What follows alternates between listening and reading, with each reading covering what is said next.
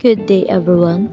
So ituturo ko sa inyo kung paano mawawala yung curiosity and overthinking nyo sa mga others na nakikita nyo sa inyong My Day.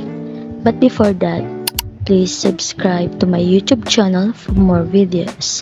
So let's start. Okay, let's proceed on Facebook.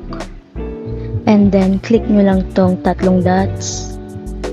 And proceed kayo sa my archive and story archive, and click nyo lang tong settings sa taas, and then see all story settings, and then story privacy and custom. Then slide nyo lang pa kanan, at yan yung mga taong others sa inyong My Day.